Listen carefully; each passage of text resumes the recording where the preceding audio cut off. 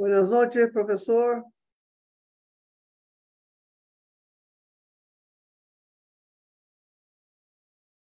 Hola, hola, hola.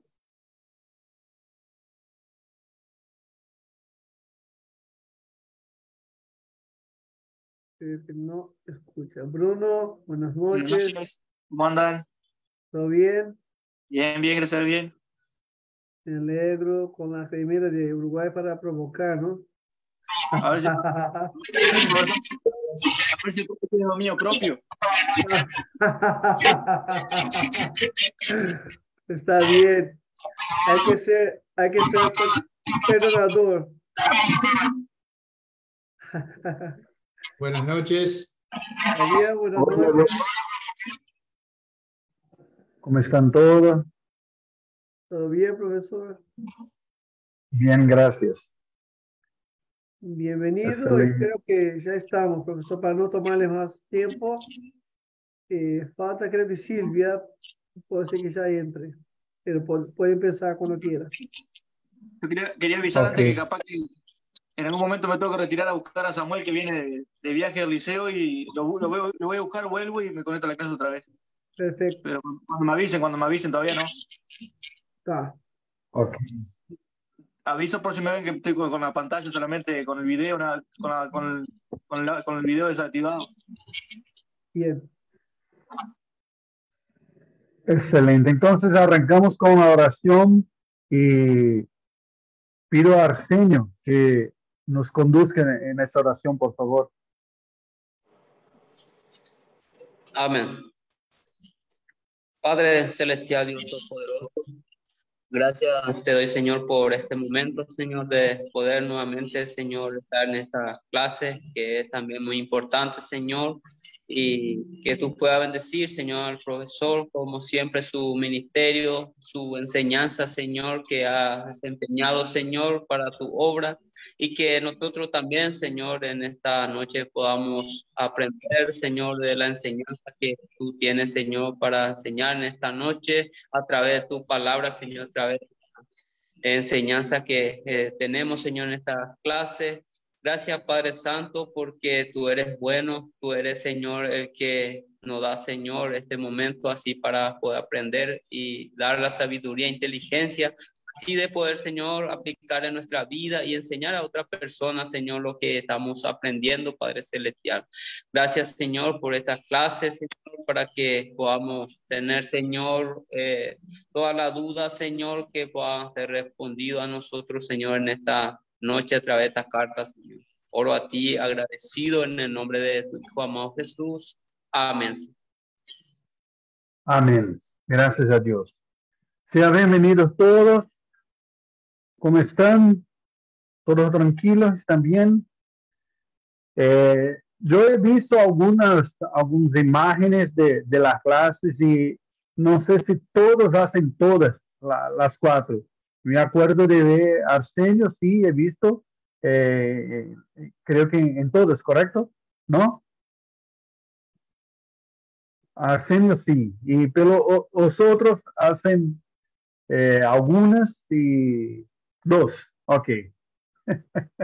Puede hablar, Pastor Mauricio, dos. Silvia hace dos también, excelente. Veo algunos y espero que esté aprovechando bien y así es que seguimos. Bien, estamos llegando ya en la derradera, en la última parte de esta disciplina. Como ustedes van a percibir, a partir de ahora, algunos temas sí repiten, se sobreponen, ¿no? Y por eso podemos caminar con un poco más de celeridad, porque hay temas que ya fueron tratados en otras partes, especialmente cuando llegamos a carta o a epístola a Tito, porque es para otra persona, pero es un pastor también y va a algunos temas que se repiten. Hoy vamos a ver si conseguimos terminar 2 Timoteo. Son 2 capítulos, pero algunos temas ya tratamos y podemos pasar un poco más de largo. Percibimos en esta segunda parte de la carta otra vez algún aspecto más personal, especialmente en el capítulo 4, Pero en el capítulo 3 vemos algunas de las advertencias. En estos días, muchos sí tienen hablado del significado escatológico de la guerra de Israel con Hamas, ¿no? Medio evangélico que le gusta de moda, de discutir temas, qué está sucediendo, algo nuevo se pasa, y algunas personas dicen Israel es el reloj de Dios y pone algo así. Bien, ¿por qué empiezo diciendo esto? Porque este capítulo 3 habla de uno de los temas que caracteriza este periodo de tiempo que vivimos. Vamos a ver. Empezando, vamos a leer todo el capítulo, pero el versículo primero leeré yo, que dice así: también debes saber esto, que en los postreros días vendrán tiempos peligrosos. Los postreros días. Nosotros ya tratamos de eso, ya hablamos un poco en la primera carta, ¿no? De aquella manera en la teología bíblica que se llama los últimos días o los postreros días o el tiempo final, que es menos una parte cronológica propiamente, como que decenios, décadas, siglos, pero más un bloque de tiempo, el último, que involucra todo el periodo desde la resurrección de Cristo hasta su vuelta, ¿ok? Este periodo todo es llamado de postreros días o los últimos días. ¿Por qué? Porque en la administración divina del tiempo es el último bloque de tiempo, ¿ok?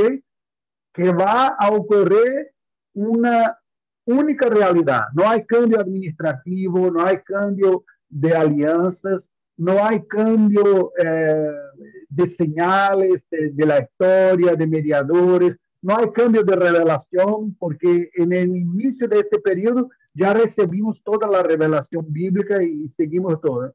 Este periodo, por supuesto, es largo, porque es el periodo de la cosecha de la iglesia cristiana entre todos los pueblos.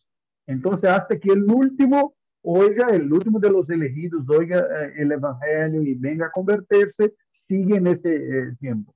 Pero vamos a ver por la descripción que Pablo hace acá, que una característica de este tiempo es una característica paradojal, con paradoja, que es precisamente son fuerzas que crecen simultáneamente. Al mismo tiempo que el reino de Dios crece y se esparce por la tierra, alcanzando los elegidos que están esparcidos por todos los pueblos, crece también la oposición del infierno, del imperio de las tinieblas, al desarrollo del reino de Dios. Y por eso podemos decir, me acuerdo de un amigo mío que ha dicho así: hermanos, acuérdense que no es Israel el señal de los tiempos, pero la apostasía, como vamos a ver acá, y la evangelización de las naciones. Entre tanto, a medida que este reino de Dios se esparce por la tierra, hay personas que se van rechazando este mensaje, incluso cristianos nominales, que es la marca de la apostasía, es precisamente esto. Y también oposiciones más fuertes. El cristianismo hoy es la religión más perseguida de toda la tierra. Se muere más por la fe en Cristo Jesús de que en otro cualquiera. Y nos acostumbramos de esto, nos tomamos como normal, pero en la verdad demuestra que estamos en este periodo. Ok, vamos a hacer la lectura del capítulo 3 y yo pido que hagan ustedes.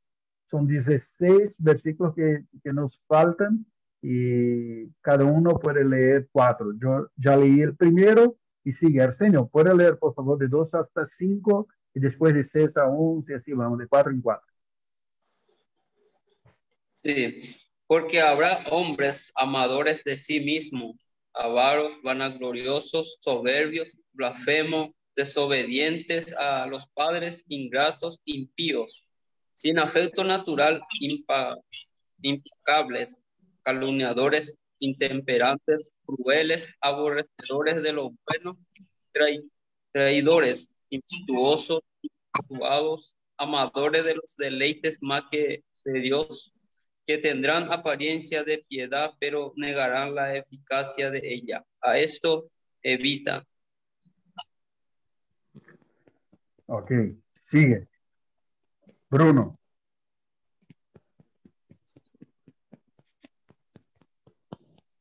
Perdón, ¿cuál era el capítulo? Capítulo 3. Es la segunda carta de Pablo a Timoteo. Está en la Biblia, Nuevo Testamento, 2 Timoteo, capítulo 3. No, Versículo sí, 16 hasta el 9. Tito. ¿Viste? No, ¿Para qué te Timoteo. pones esa camiseta, Bruno? ¿No ves que los provocás? Sí, eso es. Viste que ni para orar me dio. ¿Está cansado? ¿Hasta dónde leyó el hermano Leyó Arsenio? hasta 11. Hasta el Va 5. tú de sexto. Hasta el 11. Sí. Muy bien. Que tendrán apariencia de piedad, pero negarán la eficacia de ella. A esto se evita, porque de estos son los que se meten en las casas y llevan cautivas a las mujercillas cargadas de pecados, arrastradas. ¿Estás en 1 Timoteo? Segunda. Está leyendo bien. Otra versión, está correcto. Estás en otra versión, ¿no? Sí, versión 60. Sigue. Ok, sigue. Perdón. Estas siempre se están aprendiendo y nunca pueden llegar al conocimiento de la verdad. Y de la manera que Janes y Jambres resistieron a Moisés, así también estos resisten a la verdad, hombres corruptos de entendimiento, réprobos en cuanto a la fe. Mas no irán más adelante, porque su insensatez será manifiesta a todos, como también lo fue la de aquellos. Pero tú has seguido mi doctrina, conducta, propósito, fe, longanimidad, amor, paciencia, persecuciones, padecimientos, como los que me sobrevinieron en Antioquía, en Iconio, en Listra, persecuciones que he sufrido, y de todas me ha librado el Señor. Ok, Fabián, por favor, de 12 hasta 16. Y también todos los que quieren vivir piadosamente en Cristo Jesús padecerán persecución, mas los malos hombres y los engañadores irán de mal en peor, engañando y siendo engañados. Pero persiste tú en lo que has aprendido y te persuadiste, sabiendo de quién has aprendido, y que desde la niñez has sabido las Sagradas Escrituras, las cuales te pueden hacer sabio para la salvación por la fe que es en Cristo Jesús. Toda la Escritura es inspirada por Dios y útil para enseñar, para redarguir, para corregir, para instruir en justicia. Ok, concluye. Só falta uno. A fin de que el hombre de Dios sea perfecto, enteramente preparado para toda buena obra. Amén. Silvia, después leerás. La división ha sido por 3. Ok.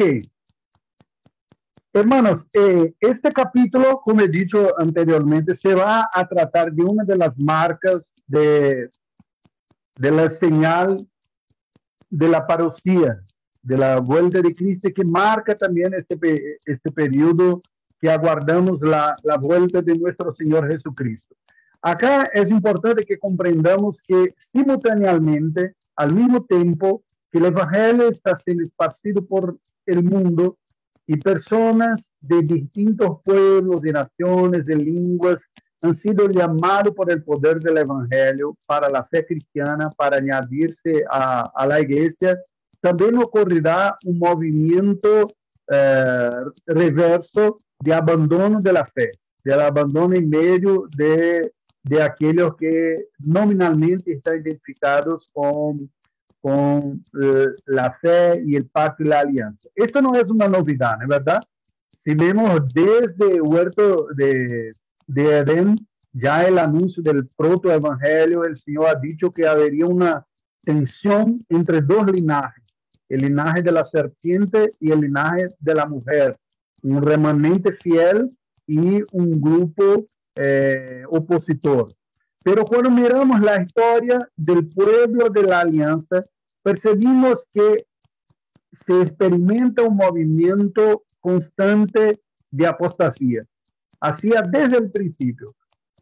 Acuérdense que después, ya la segunda generación, Caín se mata a Abel, y después viene la corrupción que se va creciendo hasta que en Noé Dios restaura la alianza con su familia. Otra vez, de la descendencia del remanente fiel, se va ocurriendo una apostasía poco a poco hasta que se queda demasiado grande y Dios restaura otra vez a través de Abraham. Y llama a Abraham que en aquel momento, a pesar de ser del linaje de la mujer, de la descendencia donde vendría posteriormente el Mesías, ya también experimentaba una apostasía y Dios entonces le restaura. Es curioso esto, ¿sabe por qué? Porque en este punto concordan los cristianos y los musulmanes. Los musulmanes dicen que Dios ha enviado a los profetas para restaurar la fe que ha sido perdida a lo largo de las generaciones. Y cada profeta era un instrumento de Dios para la restauración. Es una curiosidad acá, porque para los musulmanes todos los mensajeros son llamados de profetas. Ellos no tienen varios oficios como nosotros tenemos de profeta, sacerdote, patriarca y apóstol y diácono y obispo. Todos los llaman profetas. Así, Abraham es profeta, Adán es profeta, Noé es profeta y todo es profeta, y es como la restauración. Son una curiosidad para decirlo. Vamos a volver por el abordaje bíblico. En el abordaje bíblico nosotros vemos que Dios sigue preservando su pueblo y consolidando en la historia su proyecto de extender y expandir su bendición hasta que alcance todas las familias de la tierra, ¿correcto? Esta es la palabra que ha dicho a Abraham, ¿de acuerdo? En ti serán benditas todas las familias de la tierra. Pero incluso en Abraham también se va perdiendo la fe en el periodo en que vivía en Egipto. No es por si acaso que Dios se hace utilizar de todos aquellos milagros con Moisés hablando al pueblo para demostrar la ineficacia de los dioses egipcios. Cada una de las plagas combatía de frente fuertemente dioses egipcios, uno de cada. Básicamente está Dios sacando la idolatría del corazón del pueblo de la alianza. Hay una frase retórica que se dice así, que con su bastón, con la vara, Moisés ha retirado, ha sacado el pueblo hebreo del Egipto, y con el Génesis ha sacado el Egipto del corazón del pueblo de Dios. Y la idea de que con la demostración de la palabra de Dios, con la enseñanza que reveló Dios, le ha sacado estas idolatrías que eran. Tanto era que toda aquella generación murió por incredulidad en el desierto de los 40 años. Y así fueron hasta la tierra prometida y le alcanzaron. Y vemos que ya pocas generaciones se apartaron de Dios. El libro de Jueces es esta demostración, ¿correcto? Dios entonces va a restaurar después de esta alianza a través de la monarquía, especialmente con David. Y con David se establece una restauración de la alianza y le fortalece más.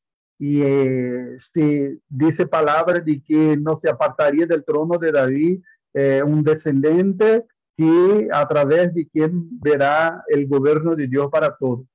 Después, generaciones después, viene otra vez la apostasía, la división de los reinos y el cautiverio asirio para el norte y el sur, y los profetas le anuncian la promesa del Mesías que va a restaurar la fe. Jeremías habla de una nueva alianza. Mira, y así cubrimos todo el Antiguo Testamento. ¿Qué percibimos en esto todo? Que al mismo tiempo que Dios sigue obrando su proyecto de la historia de la redención para la venida de su Hijo Jesucristo como el Salvador, la historia del pueblo de Dios es marcada por un remanente fiel y por una apostasía denominal. No es propiamente una novedad, ¿ok? Cuando llegamos en la nueva alianza, mira que esto es importante. Nosotros entramos ahora y empezamos un periodo distinto, muy más, podemos decir, agresivo, en el sentido de que arrojado, dedicado, potente, poderoso, de expansión del reino de Dios sobre toda la tierra. Y la velocidad con que el evangelio se esparce en los primeros siglos es impresionante, porque en 3 siglos los cristianos que empezaron con un número pequeño de 120 personas se quedaron ya siendo 1/3 de los ciudadanos del Imperio Romano. Y ahí ustedes saben por las clases de historia de la iglesia todo el desarrollo después que viene. ¿Ok? ¿Cómo ha manifestado Dios, ha revelado Dios sobre esa realidad de la historia del cristianismo, de este periodo que está entre la resurrección de Cristo y su vuelta? Timoteo lo describe, Pablo escribe a Timoteo diciendo que este tiempo es marcado por algunos peligros en especial. Dice en versículo 1, también debes saber esto, que en los postreros días vendrán tiempos peligrosos. ¿Cuál es el peligro que se describe a partir del versículo 2 hasta el 5? ¿De qué manera nosotros vemos los peligros demostrados por Pablo a Timoteo en este periodo que es el periodo de la nueva alianza, que son conocidos como los postreros días? Mira, y estoy a defender la idea que no es escatología acá, no está hablando específicamente de los días finales cercanos de la vuelta de Cristo, pero es una marca de este periodo final que está incluso desde la resurrección de Cristo hasta su vuelta. ¿Cómo lo describe Pablo acá en este versículo? ¿De qué naturaleza son estos peligros? ¿Qué ven ustedes? Amadores de sí mismos. Sí, son amadores. Una característica fuerte es el egoísmo, ¿no? de las personas, y acá está en la raíz de la idolatría. Vamos a discutir un poco más de esto. La naturaleza es propiamente moral y espiritual, ¿correcto? Ve que en la descripción de Pablo acá a Timoteo no está siendo demostradas las amenazas políticas o físicas o geográficas, ¿no es así? Mira que toda la descripción que hace Pablo acá a Timoteo sobre los males que acometerán a la humanidad en este periodo son más que todo espirituales y morales. ¿Ok? En este punto que debemos estar atentos, porque a lo largo de la historia de la iglesia hubo muchas veces una confusión y se perdió esto de vista. Y la iglesia puso demasiada confianza en la plata, en las autoridades, en el patrimonio físico de la iglesia, en los templos, el oro, y quizá en la academia, el conocimiento técnico y teológico, y en la aprobación de la sociedad como un todo. Pero acá nosotros vimos descripciones distintas de realidades morales y espirituales. ¿Por qué? ¿Cuál es una de las diferencias entre la nueva alianza y la antigua alianza cuanto a características del reino de Dios? Cuando se hablaba del reino de Dios hasta la venida de Jesús, ¿qué imaginaban los judíos? ¿Qué tenían en mente? Y que sigue teniendo. ¿Qué imaginan de este reino?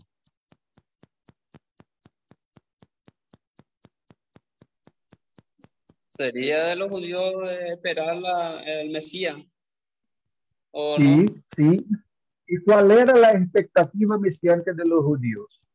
¿Qué esperaba que los Mesías hiciera?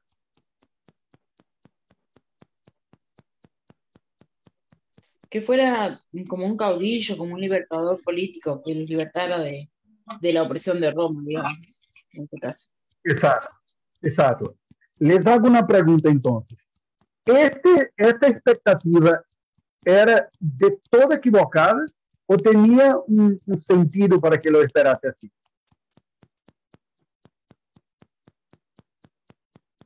De alguna manera hacía sentido esperar esto del Mesías, o estaba totalmente equivocado y no comprendía nada.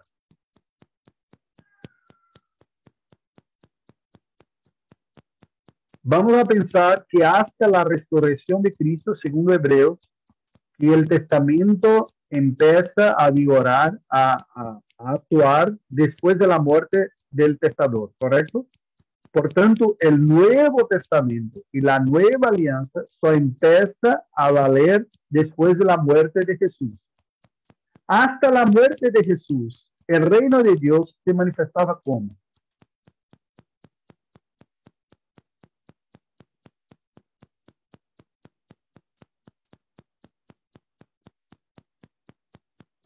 geográficamente, culturalmente, lingüísticamente, sociológicamente. ¿Dónde lo identificaba? En el pueblo de Israel. Sí, sí. Podemos decir que es como, imagínate círculos concéntricos, un abajo geográfico sobre Israel y la monarquía davídica, ¿ok? Porque había incluso una promesa de que no se apartaría del trono de David el descendente, ¿correcto? Entonces, era localizado en Israel y una monarquía, distinto de las monarquías españolas, portuguesas, egipcias y todos que tuvieron dinastías que se rompieron y otros empiezan. Dios garantizó que la descendencia de David sería continuada hasta el Mesías, ¿no es eso?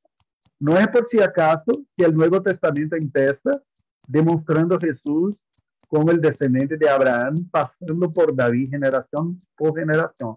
Es una evidencia de que Dios cumplió en la historia su garantización de que de esta descendencia, de esta monarquía, tendría el rey de los reyes, el Mesías. ¿Ok? Los judíos hasta hoy siguen con la esperanza y la expectativa de un Mesías que va a cumplir plenamente como mejor rey que Israel tuvo. Pero se ha equivocado porque mantienen una expectativa de una restauración del reino del Antiguo Testamento, que es geográfico, que es cultural, que es étnico, que es localizado en una parte de tierra acá.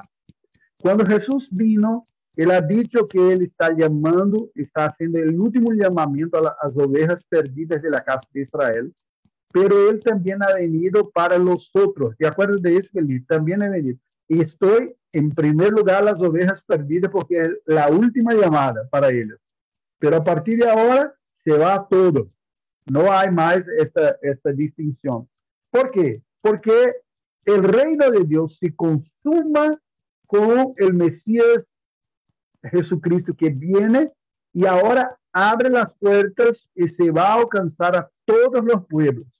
Y por tanto, aquella idea de un reino terrenal sobre Israel, que era como una demostración en la historia, en la economía, en la sociedad, en todo, del concepto espiritual del reino de Dios como una otra esfera espiritual más arriba, ahora ya no existe más. El reino de Dios ahora se va a esparcir por todos los cantos de la tierra, sobre todas las naciones, sobre todas las personas, ¿ok? Para que eso se suceda, Él no está más identificado con un pueblo, con un régimen político, con una lengua, con una cultura, con una parte de la tierra, una geografía. Y Jesús ya ha dicho esto cuando a Pilato dijo que mi reino no es de este mundo. ¿De acuerdo de esto? Ese es el punto. Por tanto, la característica del reino de Dios no es más un espacio geográfico, una lengua, una cultura, plata o oro. Pablo escribe esto cuando escribe a los romanos, que dice, el reino de Dios no es comida, bebida o riqueza, mas paz, alegría, justicia y gozo en el Espíritu Santo. ¿De acuerdo de esto? Esta naturaleza. Y por eso mismo, mira, ¿cuál es el revés, por tanto, del reino de Dios? ¿Cuál es la idea contraria de un reino que es marcado por el gobierno de Dios en los corazones de los hombres? Por la santidad, por la piedad. ¿Cuál es la marca que es el revés de esto?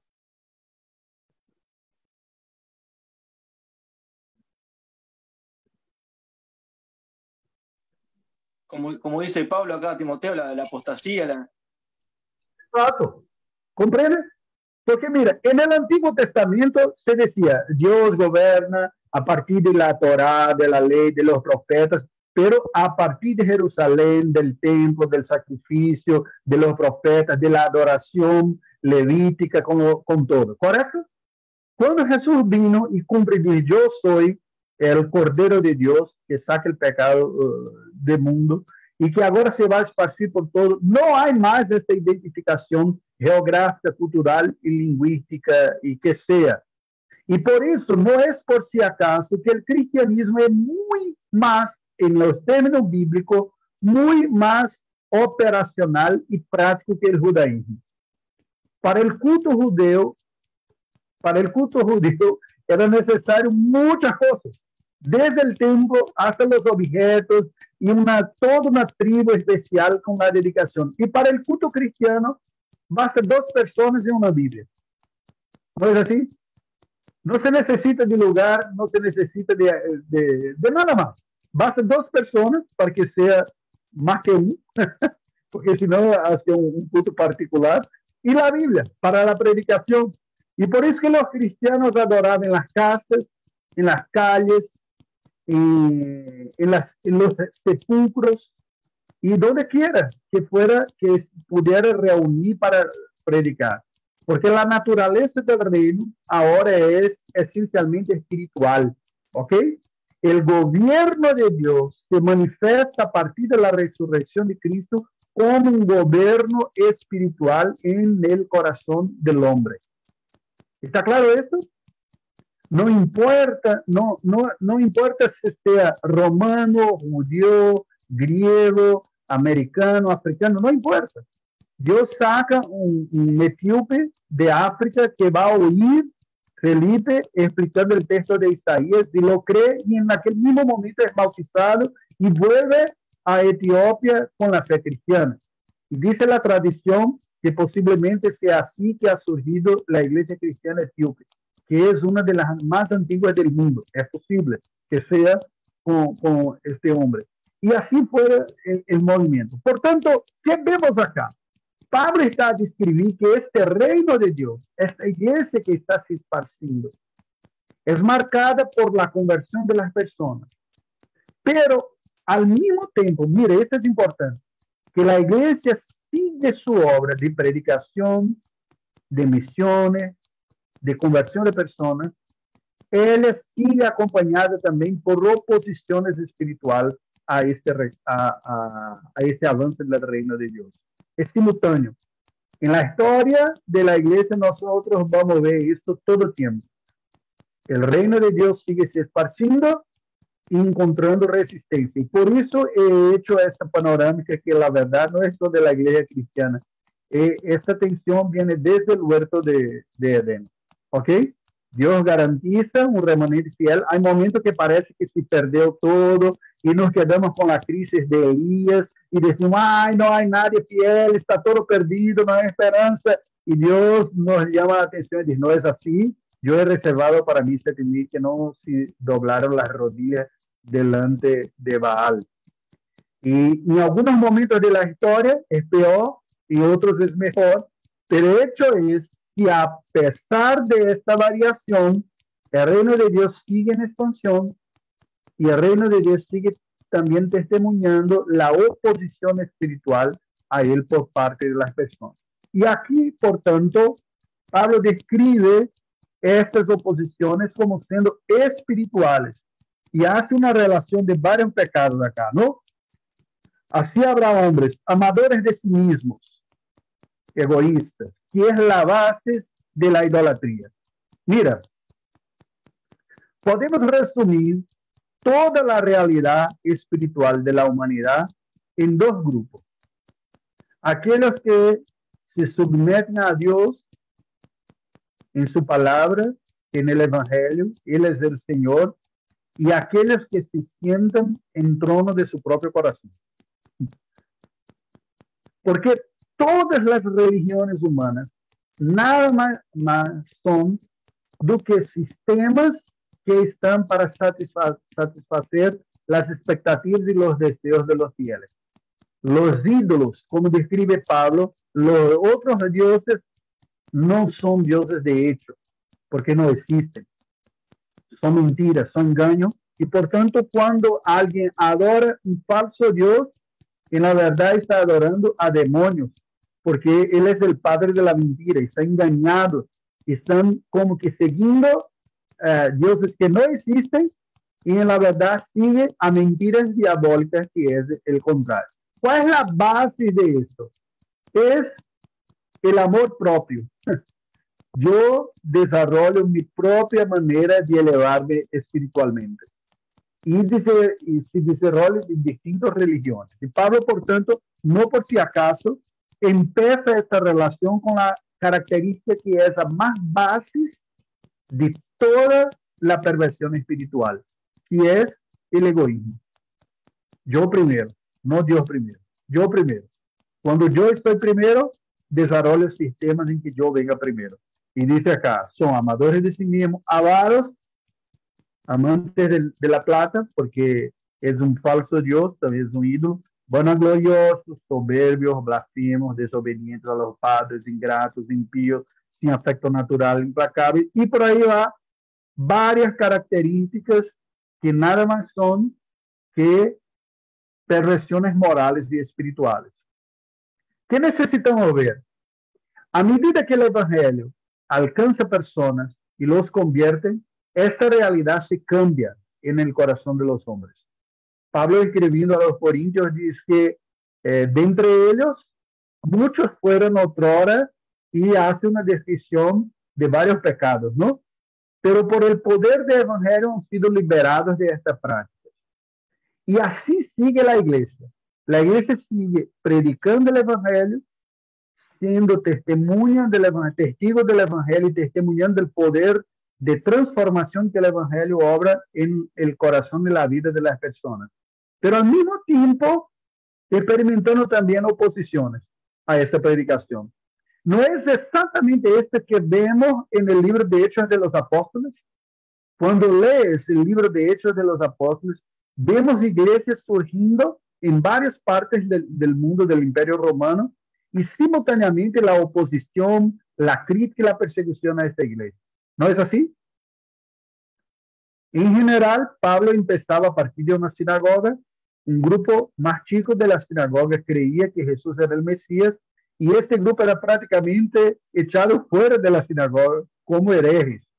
Y a partir de este grupo se abría la predicación para otros, porque simultáneamente los gentiles estaban mirando esto y les encantaba el mensaje que les incluía. No todos, pero una parte. Y prácticamente todas las iglesias surgían de convertidos del judaísmo y de los gentiles. Y en cuanto estas personas eran siendo convertidas, los otros lo rechazaban, este mensaje, y seguía en el padrón de comportamiento y de vida que era inmoral, que caracterizaba el mundo gentílico especial. Porque mira, los judíos no eran caracterizados propiamente por inmoralidades, eran por otros pecados, porque lo tenía claro, los mandamientos eran por otros. Pero a los gentiles sí, la inmoralidad. No es por si acaso que en resumen de la instrucción del Concilio de Jerusalén se dice que no se deba comer alimentos sacrificados por amor y paciencia con los cristianos que vienen del judaísmo, que no iban a cambiar rápidamente esto, ¿no? Se quedaron más de 1000 años sin comer ciertas cosas, no sería de pronto que iba a cambiar todo. Entonces, por amor a ellos, por lo menos los animales sufocados, los animales con sangre, no se coman porque es muy fuerte para los judíos. Pero a los gentiles se dice y sigue la pureza, porque la vida pagana era marcada por la inmoralidad. ¿Y qué vemos hoy? Algo muy semejante, ¿no? A partir del momento que una sociedad, y ahí me refiero al mundo cristianizado, sea por el catolicismo romano, sea por la versión protestante, la base ha sido la palabra de Dios. Este mundo que ha sido cristianizado, que tiene experimentado apostasía, va a seguir dando más inmoral, ¿no? más y más a cada día. Y estas características acá, que son características de rebelión, nosotros vemos siempre, siempre que la humanidad se aparta de la referencia de la palabra de Dios.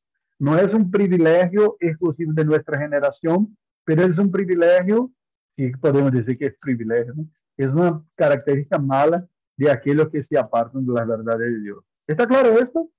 Una característica importante que podemos marcar de este periodo hasta la vuelta de Cristo es el abandono de la verdadera piedad, pero específicamente el abandono de la confesión, de la buena confesión, es llamado de apostasía y va a marcar también a iglesia a lo largo del tiempo.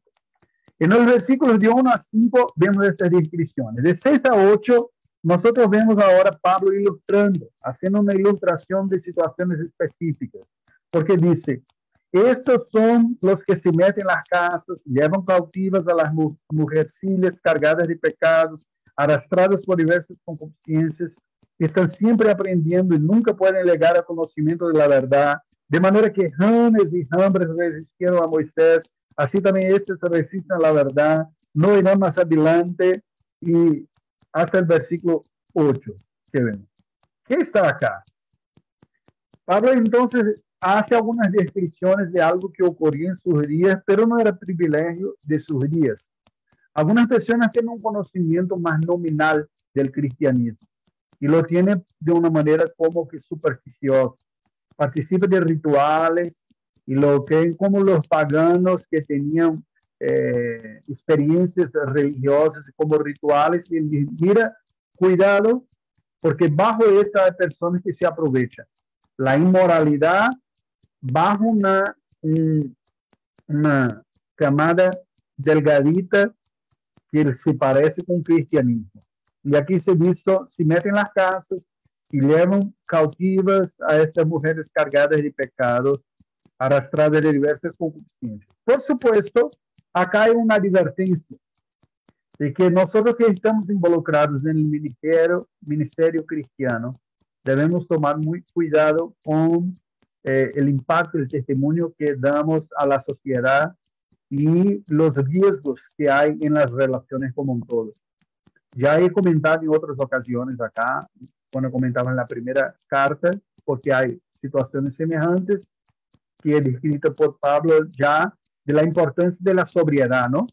Sí, hablaba con mi hijo en estos días sobre, por ejemplo, la práctica de la consejería, que hace parte esencial del ministerio cristiano pastoral, y es recomendable algunas actitudes como que de protección, que no se va a encontrarse con personas de otro sexo, isolado y con las puertas cerradas. En general, el gabinete pastoral se recomienda con ventanas de vidrio que pueda ver y que se mantenga una cierta distancia y que se evite el contacto físico, especialmente si la persona se muestra fragilizada. Tanto esto. ¿Por qué?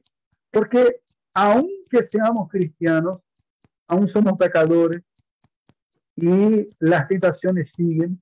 Y Pablo acá describe situaciones en que personas se aprovechaban de la sensibilidad de algunos otros, de poca maturidad de muchos, y se desarrollaban en impiedades. Pero describe él que no es un privilegio propiamente de nuestra generación, porque ya describe a Janes y Jambres como resistentes a Moisés en el periodo en que Moisés va a liberar a los judíos de la esclavitud de Egipto. ¿Ok? Entonces, hermanos, ¿qué vemos acá? Nosotros necesitamos de maturidad para percibir que aunque Dios siga convirtiendo y santificando personas, nosotros seguimos luchando contra el pecado a cada generación. Y el pecado no está de todo afuera. No está de todo afuera. El pecado está dentro de nosotros. Un equívoco, que acuerdan ustedes de la historia de la iglesia, es la construcción de monasterios como supuestamente lugares de santidad. Y en la verdad se vio mucha impiedad en ellos. La Iglesia Católica ha desarrollado el dogma del voto de castidad para aquellos que sean sus sacerdotes. Pero esto no garantizó la pureza moral y sexual de sus sacerdotes, ¿no? Por el revés, muchas veces personas con problemas de tentación homosexuales han comprendido esto como un señal del llamado vocacional de Dios, porque si no puede casarse, no puede seguir con una vida regular, entonces puede ser que Dios esté indicando que va a seguir con la vocación. Y si pones a alguien para servir bajo estas tentaciones, es un problema. Eso es importante que tengamos en mente. Al mismo tiempo que predicamos el Evangelio, que anunciamos el Evangelio de la salvación, de la conversión, necesitamos estar atentos de que seguimos en luchas espirituales. ¿Ok?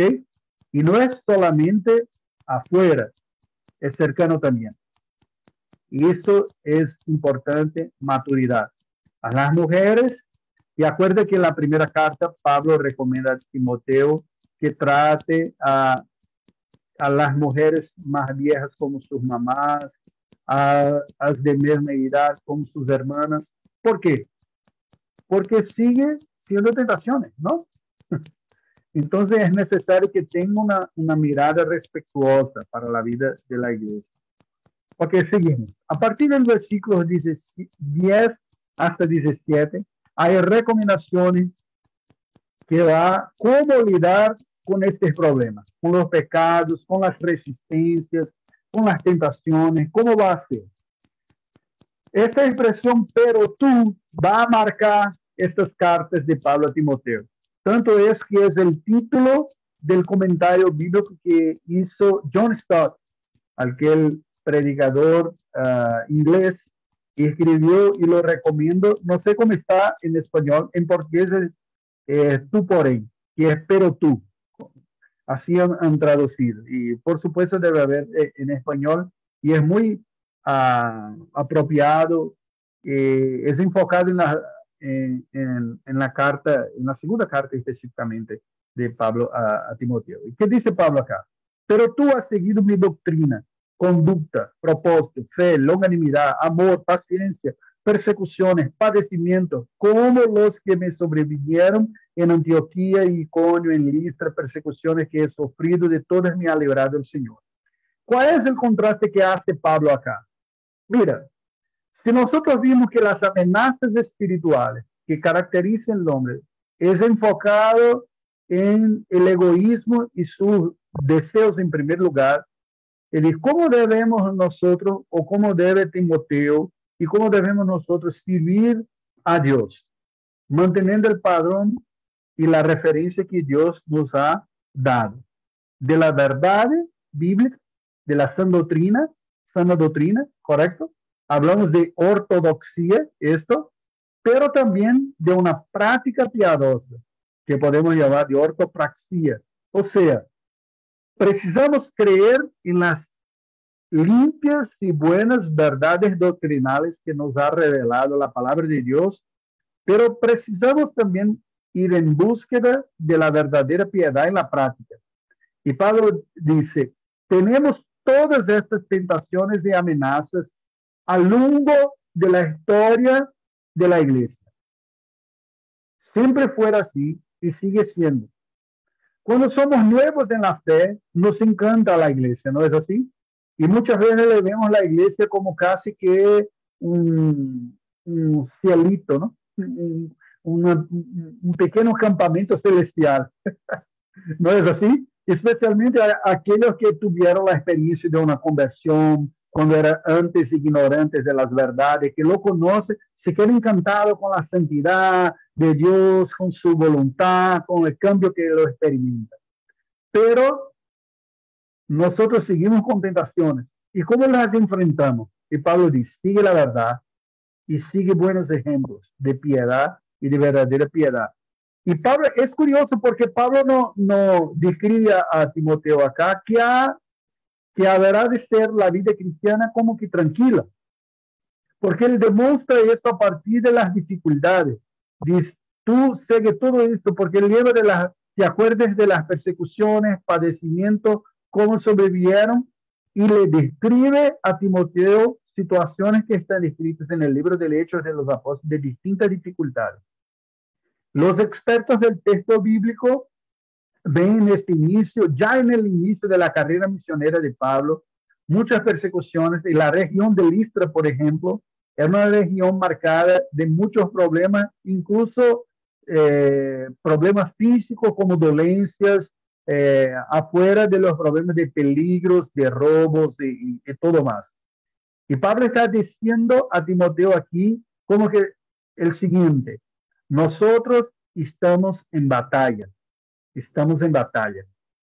La vida cristiana es marcada por luchas de fuera, contra persecuciones, contra adversidad, contra amenazas que vienen de fuera, encarcelamiento, como lo experimentaba Pablo, pero también luchas de dentro de nosotros, tentaciones, disputas de poder, personas que quieren obtener ventajas. Y nosotros no podemos presuponer que no hay esto dentro de aquellos que se dicen cristianos. También lo hay. ¿Ok? Ese es el punto que está a describir acá. Y ahí viene el versículo 12. Y también todos los que quieren vivir piadosamente en Cristo Jesús padecerán persecución. Este versículo es uno de los más claros de que la verdadera piedad trae consigo dificultades. Es muy distinto de una promesa fabulosa y de tranquilidad. No es. Claro que necesitamos ser sabios acá, porque algunas persecuciones se vienen por mal que hacemos. Pedro describe eso y dice: si alguien está sufriendo por algún pecado que comete, no hay honor en eso, porque podemos ser perseguidos por errores, ¿no? Si no se paga las cuentas, el cobrador lo persigue. Te va, paga mi cuenta, paga mi propina, porque no está pagando y quiere una persecución porque está mal. Pero acá Pablo está describiendo una otra, que es una persecución por la piedad. Si alguien, ¿por qué, hermano? ¿Por qué sucede esto? Estamos tratando de este capítulo del contraste de la piedad y de la impiedad. Si el mundo apartado de Dios camina para la impiedad y alguien decide ir en el camino reverso, este contraste engendra fricción, tensión y oposición. ¿No es así? Así no es en todo. Si va a ser diferente, se va a cuestionar, se van a ponerse distinto, y así dice. Versículo 13 dice: mas los malos hombres y los engañadores irán de mal en peor, engañando y siendo engañados. Eso me hace acordar de la segunda epístola a los tesalonicenses, cuando dice que aquellos que no amaron a la verdad, Dios les ha entregado a la mentira. Porque cuando se rechaza la verdad, si crece una oposición en el corazón. Eso que sí, los malos, aquellos que han rechazado, engañadores, no siguen neutrales en la vida, siguen de mal a peor. Porque la apostasía, el abandono de la verdad, el rechazo de la verdad, pone el hombre en el trono de su vida y de su corazón. Y si no es Dios que está en el trono, no hay límite para el rechazo. No hay límite. Cada vez más se va a pervertir. Esto describe Pablo en su epístola a los Romanos en el capítulo 1, a partir del versículo 18. Que dice: ellos que no adoraron a Dios como Dios, antes pusieron la adoración a la criatura, se van de mal en peor, incluso pervertiendo sus propias actitudes sexuales, hombres con hombres, mujeres con mujeres, agiendo de una manera antinatural. ¿Por qué? Si no es Dios el factor a arreglar la vida de una vida piadosa, se pone el hombre en el centro. Y el vientre y el corazón malo no reconoce el límite. Por eso que se dice, va de mal en peor. ¿Ok? En contraste a esto, dice Pablo, pero persiste tú en lo que has aprendido y te persuadiste sabiendo de quién has aprendido. ¿Ok? Otra vez. Mira que a lo largo de este capítulo nosotros estamos viendo contrastes. ¿Correcto? El contraste de la impiedad con la piedad. Otra vez. La impiedad crece en oposición a la piedad y la única manera que tenemos para combatir esto es crecer también en la verdadera piedad y fuentes que sean seguras, firmes, sin duda, confiables. Permítame hacer un comentario acá. A un cierto tiempo atrás, yo miraba y veía que cuando se hablaba del testimonio de la vida de la iglesia, el testimonio de la iglesia, la buena vida cristiana, parecía que era suficiente que la persona fuera fiel a Dios, se iba a la iglesia, se pagaba sus impuestos, se trabajaba duro, era un buen ciudadano, y que eso sería como que suficiente para que el mundo reconociese el poder del evangelio y todo. Se creía casi de esta manera. Pero, aunque parezca discurso de alguien que está envejeciendo, ¿no? Porque los viejos dicen, los tiempos son malos, siempre se parece así. Verdaderamente me parece que la oposición a la referencia cristiana está más fuerte.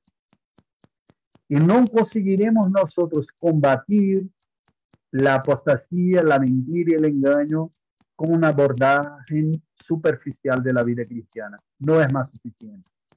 No es más suficiente irse a iglesia solo domingo o ir a una predicación a la escuela dominical, porque el ataque está más fuerte y viene de todos los lados y es más fuerte contra el propio cristianismo y los valores de la palabra de Dios. No sé qué piensan ustedes a este respecto, pero creo que nuestras sociedades latinoamericanas han experimentado estos cambios. Nosotros fuimos engendrados como culturas envasados en los valores generales o universales del cristianismo católico, que es básicamente bíblico. A los católicos les acreditan los 10 mandamientos, ¿no? Les acreditan propiamente. Y la sociedad tendría estos valores, pero no es más así. En muchos lugares, incluso las leyes son contrarias en algunos aspectos a la ley de Dios. Toda la América Latina, por ejemplo, ha experimentado cambios en las leyes, como por ejemplo sobre el derecho de la vida de los bebés que están en los vientres de la mamá. Aún. El aborto es un tema que está siendo discutido. El lugar de las drogas, si va a liberarlo o no.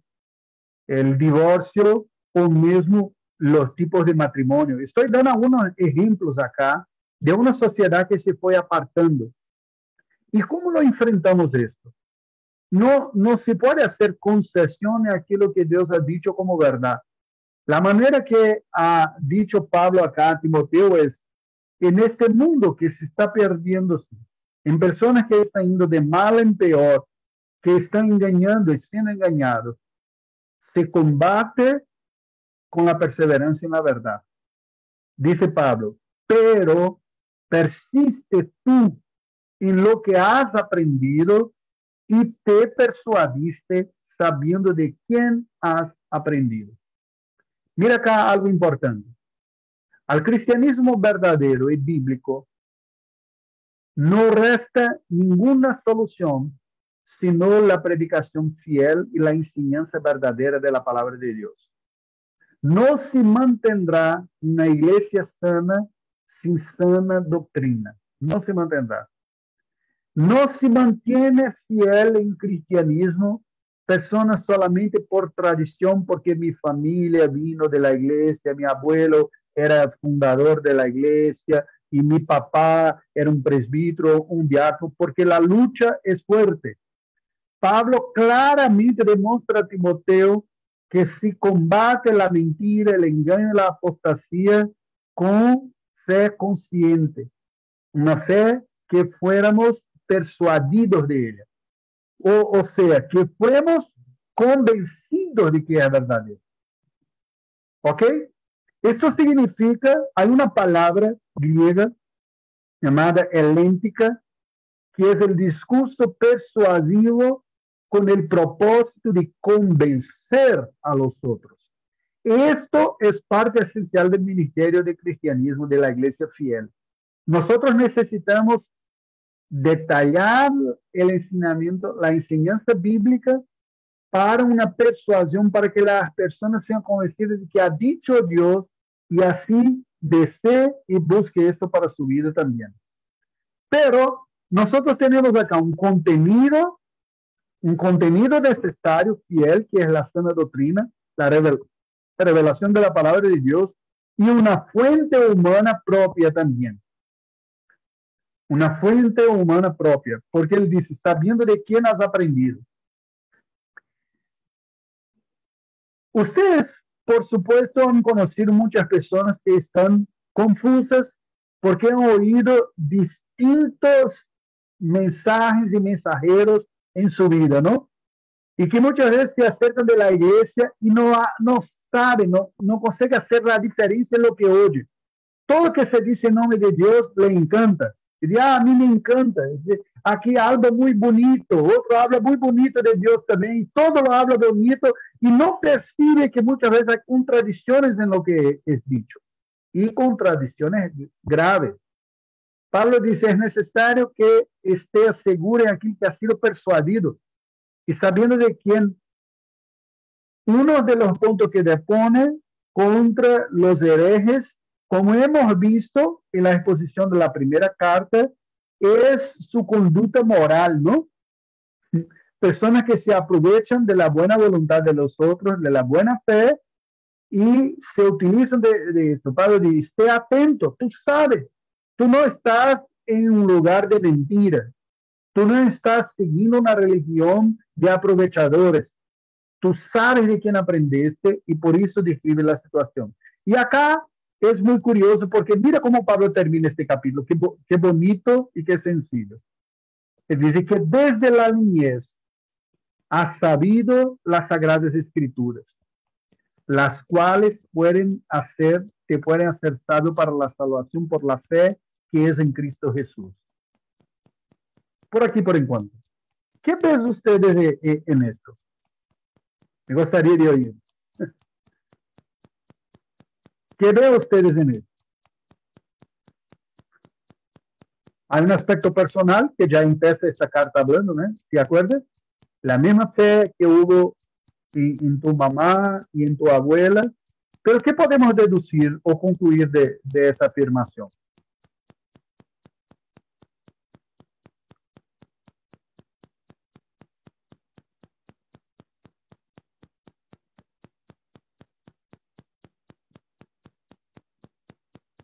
Podemos llegar a una conclusión para un cristianismo saludable a partir de la familia.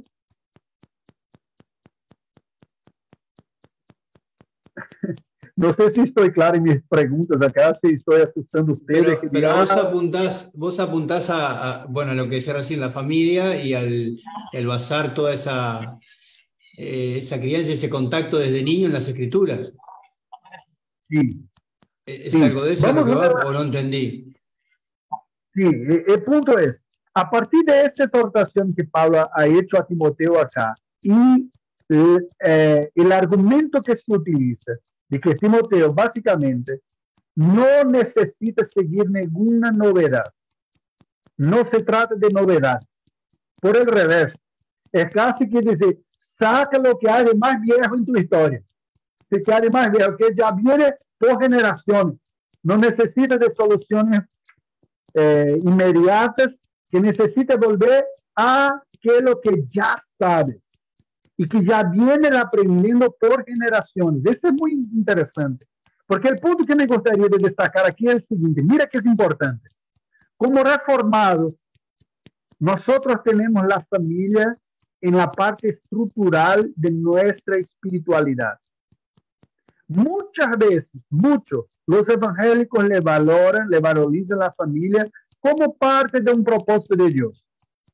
Los evangélicos le dicen la importancia del matrimonio como un hombre, una mujer, y los hijos, y respeto y fidelidad. ¿No es así? Prácticamente toda iglesia evangélica tiene encuentro de pareja, de matrimonio, una cosa bonita y tal. Pero para la fe reformada es más que esto. Es más, nosotros reconocemos que así como la iglesia, mira, la iglesia tiene una vocación de ser baluarte de la verdad, de ser proclamadora de la verdad, la iglesia la familia también tiene un propósito espiritual. No es solamente para si quiere satisfecho el marido con la mujer y los hijos que sean respetuosos con sus padres. No es esto. Hermano, y es claro, la mayor parte de nuestro tiempo nosotros estamos en familia, no estamos en la iglesia, especialmente en la primera infancia, la niñez. ¿Y qué dice Pablo sobre Timoteo? Él dice, tú sabes estas palabras desde tu niñez. ¿Has aprendido de quién? De la familia. Mira cómo es importante esto. No hay duda ninguna de que la principal institución que ha preservado como pueblo los judíos hasta hoy es la comunidad, a partir de la familia. Entre las actividades que la ley de Moisés les ponía como reglas, como mandamientos, está la Pascua, ¿de acuerdo? La Pascua. Nosotros tenemos equivalente que es la Santa Cena, ¿no? La Cena del Señor. Pero la Pascua judía es celebrada en familia. No es celebrada en la sinagoga o en el templo, es en familia. Hay muchas otras festividades judías que son celebradas esencialmente en familia. La fiesta de las cabanas o de las tiendas. Las familias por un tiempo se montaban tiendas y vivían allá como que para acordar del periodo de la liberación cuando fueron sacados de Egipto y vivieron en tiendas. Y mira el poder pedagógico de esto. A cada año, la familia experimentaba prácticas litúrgicas que eran desarrolladas y dirigidas por la propia familia, por el papá y la mamá a sus hijos, enseñando el significado espiritual de ellos. ¿Qué hace Pablo acá? Dice, Timoteo, hay persecuciones al cristianismo. ¿Cómo lo vencimos? Vencimos con fortalecimiento de nuestra fe, no con novedad. Regresamos a aquello que ya hemos aprendido. Y tú ya has aprendido esto desde tu niñez. Tienes el conocimiento que te da la sabiduría para la salvación desde tu niñez. Claro que en la vida de Pablo, de Timoteo, su mamá y su abuela fueron extremadamente importantes para le comunicar la fe. Podemos deducir esto del primer capítulo y de este capítulo 3, ¿correcto? Pero no fueron solamente estos. Pablo entra en un momento en la vida de Timoteo también como discipulador de él, lo que va a ser verdadero hijo de la fe. Y esto nos muestra que para el desarrollo espiritual de los cristianos, nosotros no podemos rechazar la importancia y la vocación de ninguna de las instituciones. Voy a ilustrar qué voy a decir ahora y espero clarear más lo que estoy intentando comunicarles. Nuestros abuelos, los puritanos ingleses, tendrían del movimiento de los protestantes posiblemente ha sido aquellos más fructuosos y más amplios en la reforma toda. La Iglesia de la Escocia ha votado en su Asamblea General instrucciones para el culto doméstico, culto familiar o domiciliar. Instrucciones para que las familias lo hiciesen. A las familias era dada la responsabilidad y el estímulo de que siguieran ruminando, reflexionando los temas cristianos en su casa. La orientación y la recomendación es que los padres tomasen nota del sermón del domingo en la iglesia y lo repasasen poco a poco en los cultos domiciliares a lo largo de la semana en sus casas. Los catecismos deberían ser estudiados por los padres con los hijos en casa. No es por si acaso, permítame ahora hacer una ilustración. Puede ser que para algunos estés con un pleonasmo acá o poniendo demasiada fuerza en el argumento, pero voy a decir, no es por si acaso que los países que fueron colonias británicas, las familias mantienen más autonomía para con sus hijos. Voy a dar un ejemplo. La educación domiciliar es legal en Nueva Zelanda, es legal en Estados Unidos, porque ellos comprenden de que la familia tiene la responsabilidad de supervisionar y ver que sigue aprendiendo los hijos. Los países que no tuvieron una base cristiana valorando la familia, en la verdad sufrieron el revés. La fragmentación y la pérdida de la fuerza de la familia en la vida de la sociedad y de las personas. El Estado se crece cada vez más, se involucrando en la vida de las personas. ¿Ok? ¿Qué dice Pablo? Apela a Timoteo y dice, te acuerdes de aquello que ya sabes desde tu niñez, y aprendiste de casa, aprendiste de personas confiables. Y ahí dice él, toda la escritura inspirada por Dios es útil para enseñar, para redarguir, para corregir, para instruir en justicia, a fin que el hombre de Dios sea perfecto, enteramente preparado para toda buena obra. ¿Qué vemos acá? Pablo simplemente aquí está diciendo, nosotros combatimos la impiedad con una vida basada en la palabra de Dios. Y esto, mira, no es necesario esperar ser adulto para hacer un seminario para que se aprofunde, para que se profundice. Eso debemos nosotros ofrecer a los corderitos y las ovejitas desde su niñez. Y la manera más eficaz de hacerlo esto es capacitarnos los creyentes a que los papás y las mamás sean los maestros de sus propios hijos en la fe, porque tiene más tiempo. Y mira, ¿te acuerdas del texto de Deuteronomio capítulo 6? Cuando se dice que se va a enseñar en el camino y a despertar y al caminar y al trabajo. ¿Te acuerdas de esto? Ese es el modelo bíblico básico, de que la fe nosotros la aprendemos en casa. Y el pastor y la iglesia le ofrece las herramientas. La iglesia nos ofrece la adoración pública para que todos nosotros adoremos a Dios. La iglesia nos ofrece las condiciones, los instrumentos, las herramientas necesarias para que no utilicemos nosotros. Es un desafío grande, ¿no?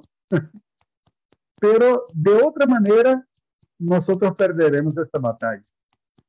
Porque nuestros hijos se quedan en las manos del Estado 20 o 40 horas por semana. Ni en las manos de los maestros de la iglesia 2 o 3 horas por semana. ¿Y qué aprenden? ¿Qué les parece eso? A mí me gustaría de escucharlo. Hizo una provocación acá a partir de la afirmación de Pablo a Timoteo. No creo que sea tan equivocado en esto, ¿no?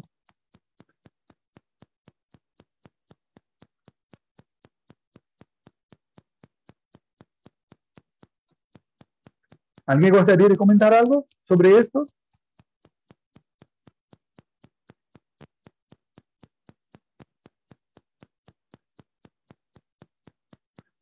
Nosotros tenemos un tiempo, no creo que conseguimos. Podría intentar caminar un poco más.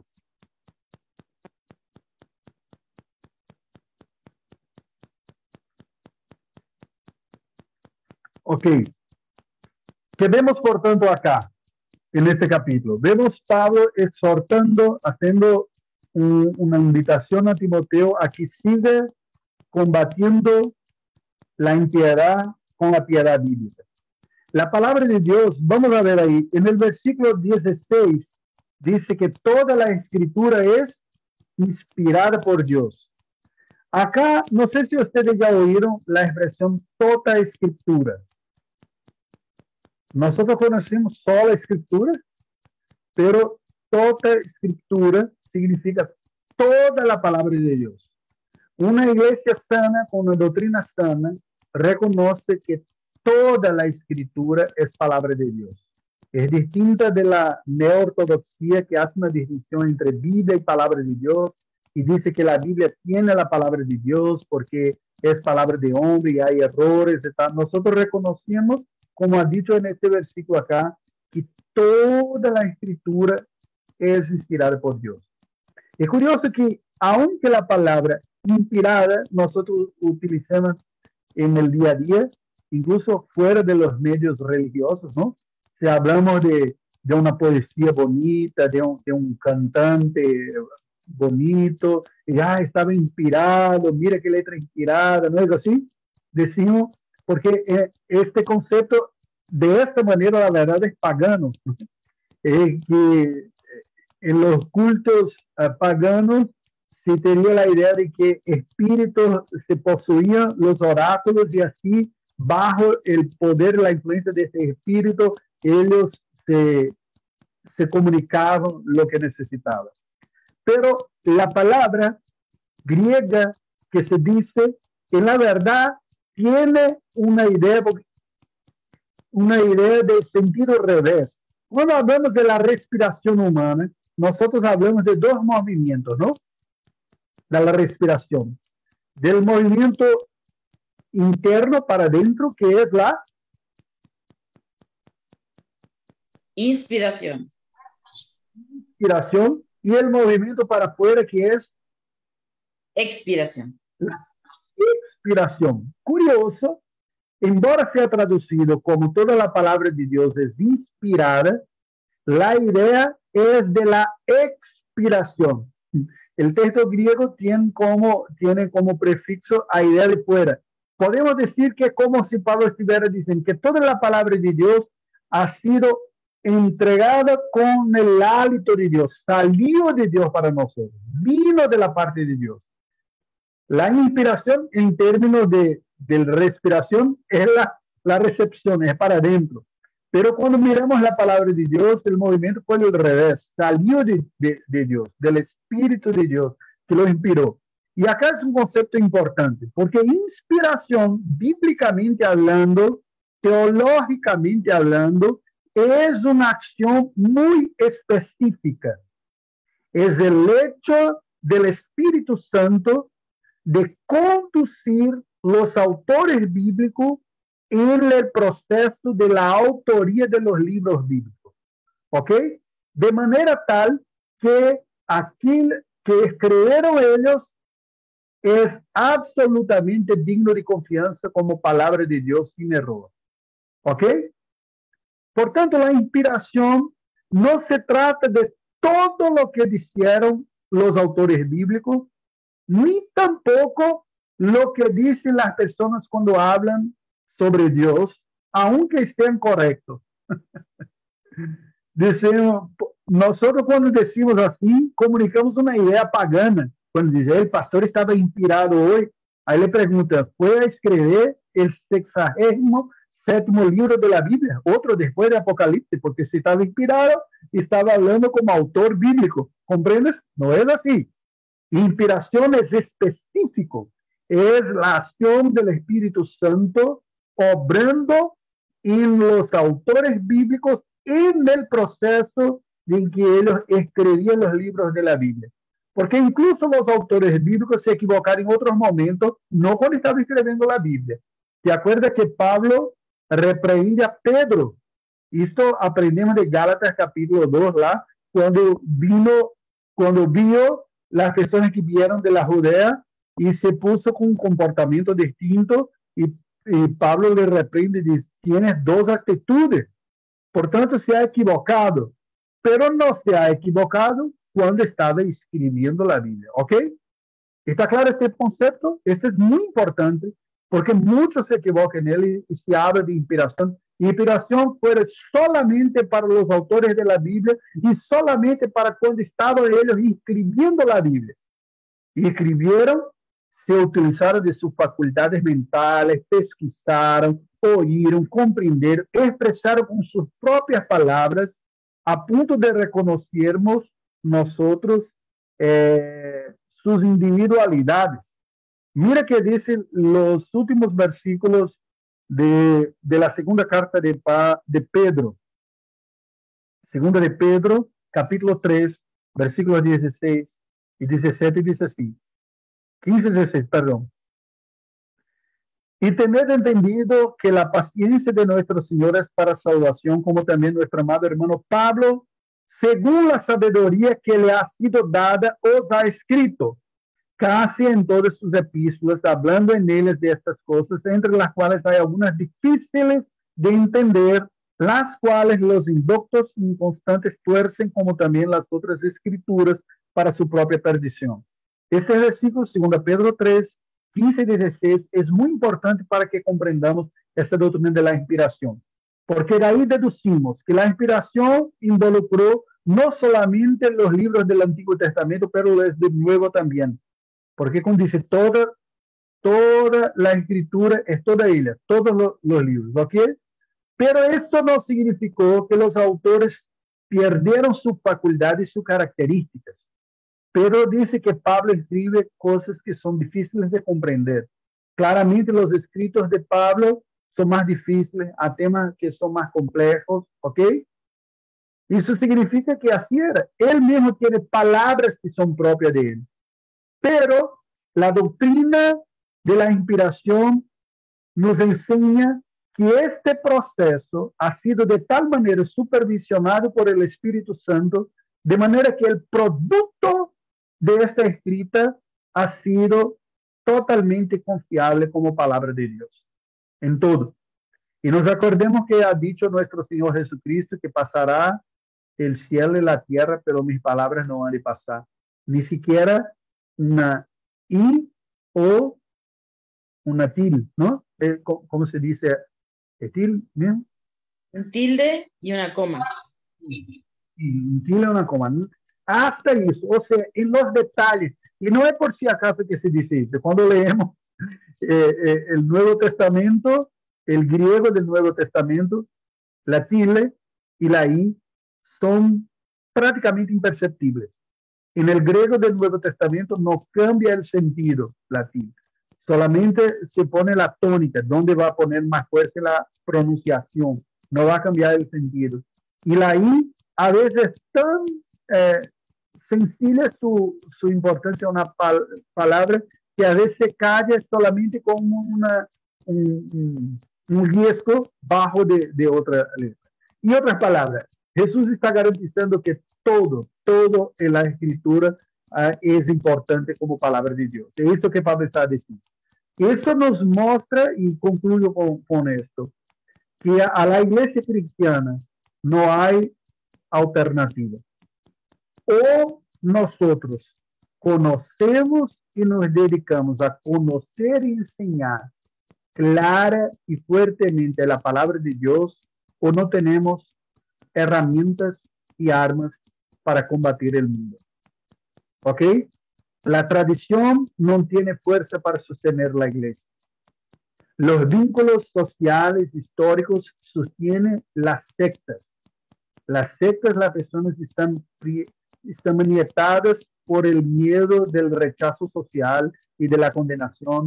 Y por eso que vemos en movimientos heréticos amenazas de infierno y todo para que las personas se mantengan fieles. No es así en la iglesia cristiana, que mantiene y que capacita a los hermanos, los cristianos y las cristianas, las familias en la fe, es la enseñanza sólida, fuerte de toda la palabra de Dios. Y así este capítulo es concluido con Pablo diciendo, esta escritura, ella sirve como educacional para nosotros. Es útil para enseñar, redarguir, corregir, instruir en justicia, a fin de que el hombre de Dios sea perfecto, enteramente preparado para toda buena obra. Y por supuesto, Que Dios nos dé gracias, porque esto implica que debemos capacitarnos, como ustedes están haciendo ahora, para capacitar a otros también, y quizá a las familias que abracen sus propias vocaciones y no ponga en los hombros de otros responsabilidades que son suyas. A los padres es la responsabilidad de comunicar la fe a sus hijos. Las personas llegan a la iglesia sin saber muchas veces nada de la Biblia y lo depende de todo, de todo. Llega muchas veces los niños sin saber comportarse en el culto y demora hasta que aprendan. Pero no es razonable que las familias sigan débiles en la comunicación de la fe. Si está en el principio de la vida cristiana es comprensible, pero con el tiempo nosotros tenemos que manejar mejor la palabra en nuestra propia vida y en la vida de los otros, con la consejería, con el discipulado, con la enseñanza familiar, culto doméstico, así se va. ¿Ok? Así llegamos al final hoy. Muy bien, hermanos. ¿Alguna pregunta, algún comentario?